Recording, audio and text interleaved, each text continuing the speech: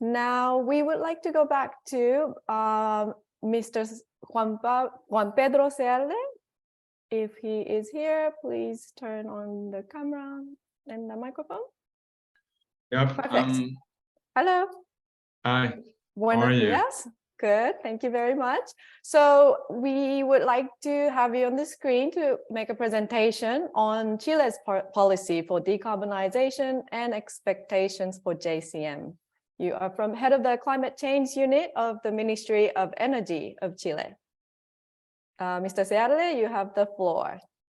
Okay, so thank you very much, Risa. I will Do you have the presentation share my ready? screen. Yeah, so I will share my screen. Perfect. I hope this is the one. Yeah. Yep. Okay, so would it be okay if you can make it the presentation mode? Yeah. Yeah. Would it be okay if I present in Spanish? Yes. And okay. Yes, we have interpreted, but please speak clearly and slowly for them. Thank you. Okay, I'll do my best. Gracias. Muchísimas gracias. Muy contento. Thank you very much. I am so happy to be here today in this seminar of JCM. As always, we have worked together with Japan. In this important initiative, the JCM today is so popular and it's growing a lot every day. So we're expecting the projects to keep growing, not only in numbers, but also in its dimension and scope. And what I'm gonna present now, there are some aspects of our procedure of decarbonization. I will be concentrated on the first system, or in the, let's say, like the most selected part of this.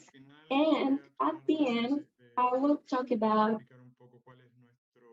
or I will explain a little bit about our expectation about our carbon or the GC project in this process in which we are involved as a ministry, as a country, and there are several ministries that are participating.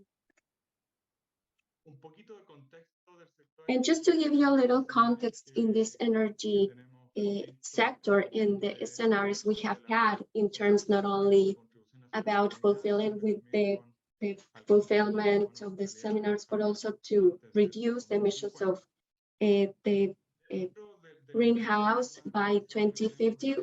The inventory, the updated inventory for 2020 in the part of energy is that 77% of total emissions in the country. As you may see here in this slide, you will see how this is delegated. The responsibilities are delegated. The sector of generation of energy or electric generating powers sector is 30% due to the combustion of carbon in natural gas. There is a mistake in the translation. I will correct that in my slide. Any type of transportation, especially private transportation, which is the most, or I mean, contributing with the emission, then mining, and also the paper, cellulose, and also the waste sector and agriculture as well, we can see here. And as you may see also in the slide, we have in the energy, it is a huge challenge, because as we said, up to 80% of the emissions are in nationwide level. This is a chart we have since 2019. This path, as you may see, is not only the energetic sector, is important in terms of reducing the emissions and also the local contaminants. This is so necessary, but also the forest sector. As you can see here, this is the path towards 2050, the half of the effort to make a reduction by 2050. This consumption should be coming by the capture of the forest sink. So what is the vision we have as Chile or as a participant? The idea is not to reach a situation in which we need to make a takeoff of the situation, or when there is a moment where we cannot make a recovery. We need to make this takeoff where technology is not prevented, or in some sectors, they are not preventing at all.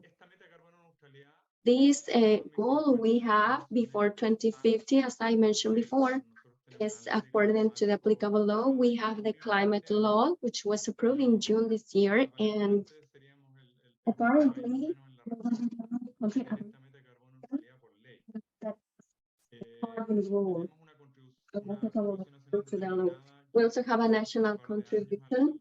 It was made in the convention, and it's so interesting because it has three commitments. First of all, it's maximum reduction. As you can see here in this chart, this peak should be completed or succeed. We are about to implement this. We also have a budget of carbon by 2020 and 2050 with an instrument. It's a super interesting instrument according to the public policy, because this will allow us to correct the path in case we are projecting and not.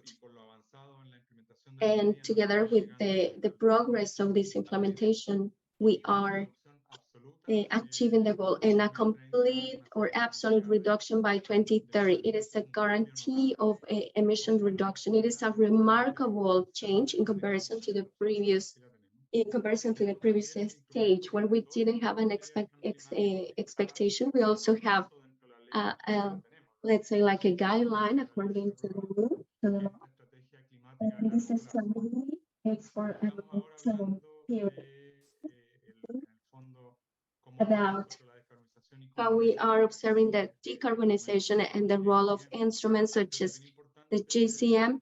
And it's so important to share this message not only with our colleagues from Japan, but also to all the attendees of this webinar, that in this climate strategy, there is a commitment from the energy sector with a very specific percentage. And it's so important because we can start selecting what type of actions we need to have as a sector, as a ministry, but once we are going to achieve this goal. And simply also to highlight that within the measures we have, what we need to do by 2050, renewable energy, core mobility. Chile is so solid in its goal to become one of the main stakeholders in the production of green hydrogen, worldwide speaking. And there is also, currently, to share the message that within this route, we don't have enough clarity about the instruments or the price of the carbon per se. I mean, not particularly talking about from my position about the Article 6 of the regulation. I mean, this mechanism is promoting. So we need to understand also the role of this instrument, because we want to participate in the carbon market, but also we need to fulfill with our goals that will make us to achieve the results by 2050. Another remarkable point, and it's not described here because the actions are included already, is the exit or the output of carbon. It's a very important measurement that is having a voluntary action by different companies in Chile. And why is this so important, the carbon output? And this is so important because Gatilla practically, I mean, all the demand or all what we want to implement in case we want to produce local carbon, for sure it should be 100% renewable and clean before 2015. In Gatilla, for example, what we are doing when working with green hydrogen or the amplification or the installation in different parts in the engine or the copper industry, mining copper, or in industrial areas or electrical transportation. We want to electrify different uses at different types, for example, in AC or, I mean, this is so important. This measurement we are observing here in the country.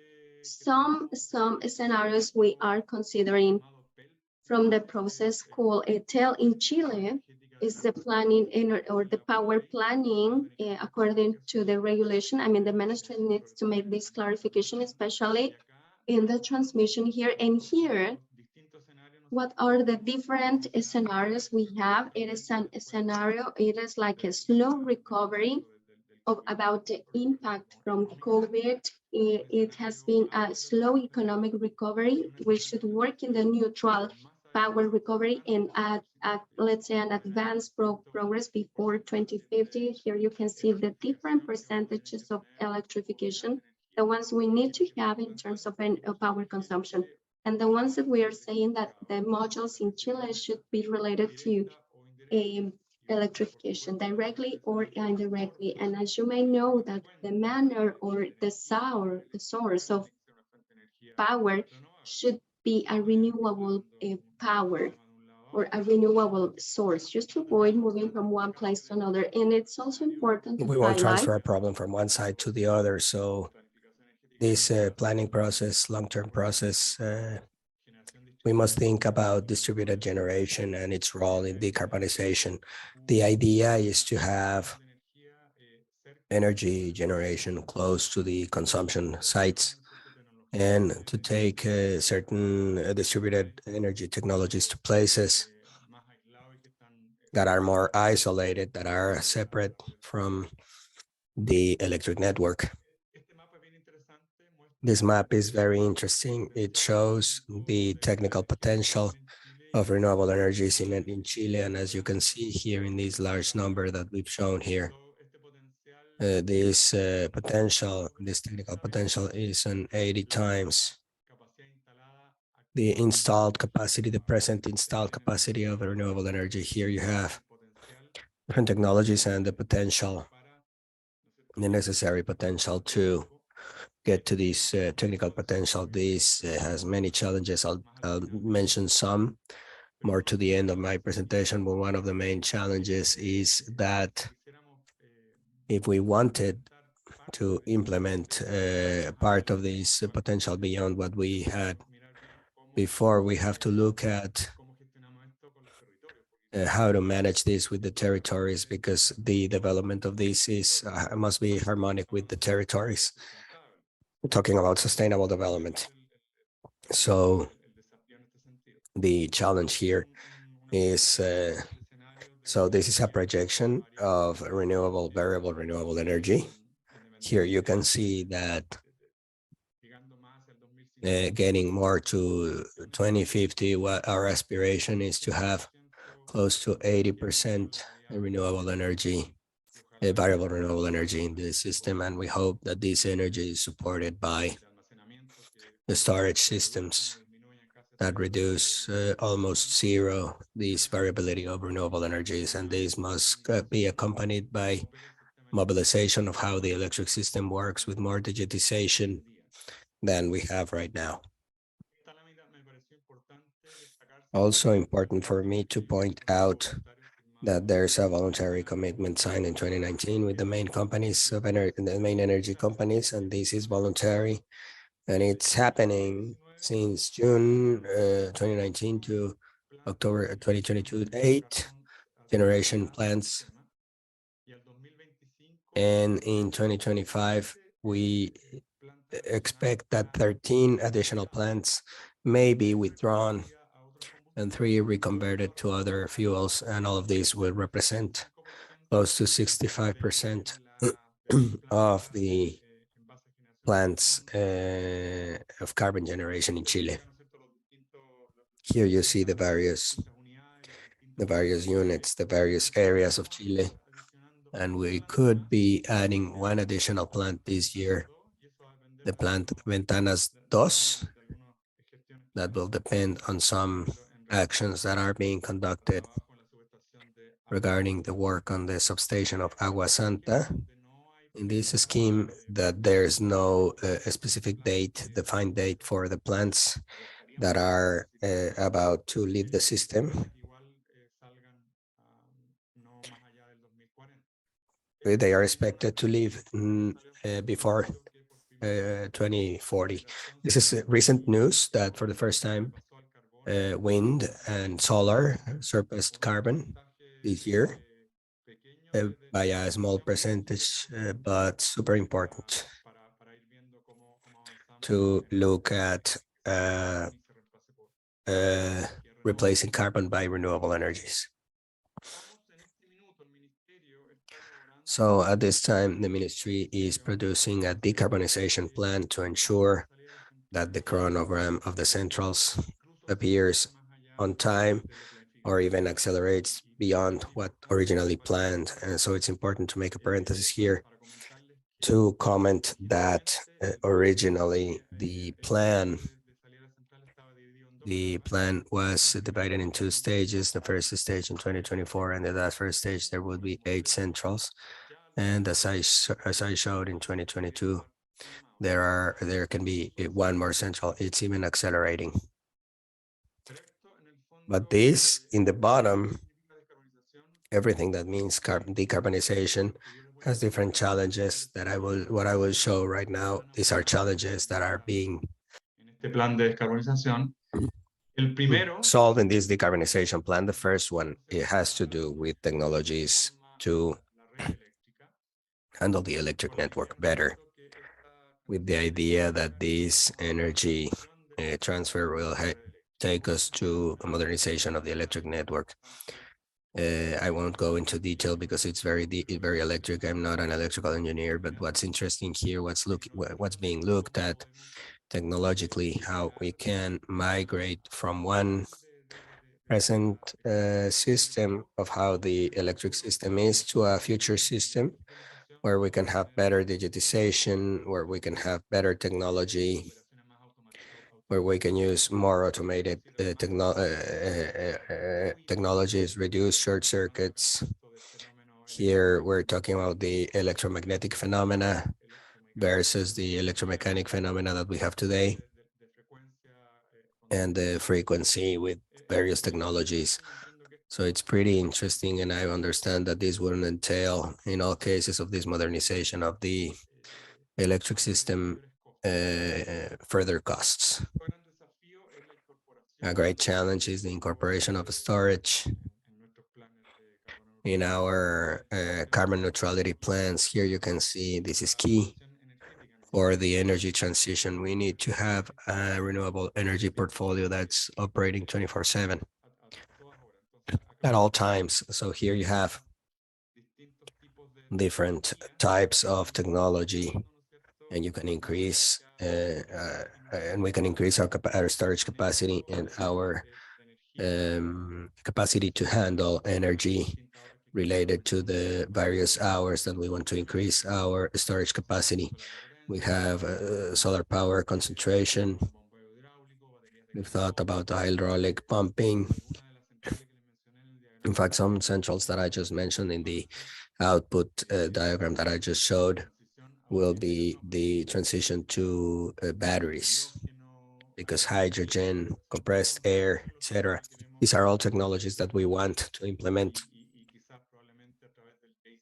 and probably through JCM, we would think about an important portfolio that we could implement in this context. And the third challenge is the electric transmission systems transition. If we want to triple our installed capacity for renewable energy and inject it into the network, we need to more optimum transmission system, and there you have a series of areas in terms of optimization technology of the transmission system, measures to reinforce the system, and measures to reinforce the system not only nationwide, more smaller scale, at a more smaller scale. This is I would finish with this. These are, in our judgment, the key elements in this decarbonization. First, regulation associated to greenhouse gas emissions. And we have our framework law for climate change that establishes maximum limits for greenhouse gas emissions. We have to promote various technologies to reach this carbon neutrality and reach an energy system that is resilient, safe, and that brings clean energy, storage, biofuel, green hydrogen, renewable energies, or everything that has to do with infrastructure and modernization through the operation of the electric system. Obviously, the international commitments Chile took very seriously, the commitments they signed, and particularly the Agreement of Paris. Right now, we are producing the fifth update report. We updated the NEC, as I mentioned, an NEC that is much more ambitious. And now we are in a whole internal coordination amongst the various ministries to see how to implement all the commitments that are in our climate change law that are associated to the fulfillment of the Paris Agreement. The incentive is the transition, and here the economic instruments that are in the law may be important. Article 6, we think about it as an instrument that could provide a lot, not only to accelerate our energy transition, but also implement the technologies that today appear more costly, the high-hanging fruits. And JCM has an important role here. We have high expectations that JCM will provide some to some segments of our decarbonization. We must obviously promote and accelerate the necessary investments, not only in projects, in renewable energy projects, but also all the infrastructure that I mentioned for transmission. Sociedades, ¿no es cierto?, público-privadas o asociaciones público-privadas. Encourage public-private associations, accelerate the approval of projects if we want to inject much more renewable energies into the system. But also this has to be done in a context of social acceptance. And when we talk about social acceptance, it's that we shouldn't think that everyone agrees with decarbonization as follows. If I feel in a certain community, maybe I don't want technology to be installed and wind technology to be installed because that will disrupt not only the homes, the landscape, etc. So we have to be careful on how to establish this accelerated transition with social acceptance, a fair transition. That is an essential part of this transition, and obviously a concern in terms of the territory. At the beginning, I mentioned harmonic development with the territory and a conversation, day-by-day conversation with the communities to facilitate acceptance of these transformation changes that we need to have at different levels. This is the end of my presentation. Thank you very much, JCM, for inviting us to be part of this seminar.